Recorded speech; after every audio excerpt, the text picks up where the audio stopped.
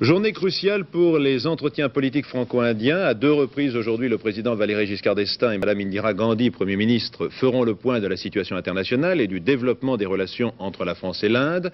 De New Delhi, le point avec l'un des envoyés spéciaux de TF1, Thierry de City. La politique du voyage a véritablement débuté ce matin par une série d'entretiens élargis. Les thèmes qui seront abordés ont été définis par le président Giscard d'Estaing hier soir et peuvent se classer en trois chapitres: culturel, économique et technique.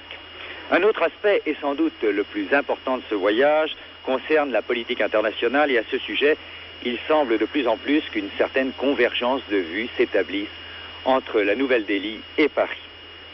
L'Inde, attachée au non-alignement, comme la France est même un des chefs de file de ce mouvement, compte bien jouer, comme son poids économique et démographique le lui permet, un rôle important dans cette partie du monde. Pour s'en convaincre, il suffit de voir les avances qui ont déjà été faites par la Nouvelle-Delhi en direction de la Chine et du Pakistan, deux pays qui ne peuvent pas être classés parmi les alliés traditionnels de l'Inde. En ce qui concerne l'Union soviétique, on a trop facilement tendance à classer l'Inde parmi les alliés inconditionnels de Moscou.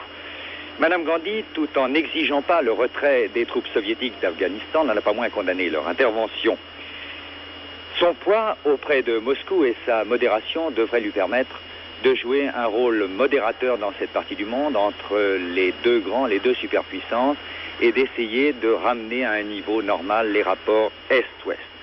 Et donc, Madame Gandhi et surtout le gouvernement indien vont, selon le président de la République, pouvoir jouer dans les semaines, dans les jours, dans les mois qui viennent, un rôle de plus important dans les affaires du monde. Thierry de City, New Delhi, TF1.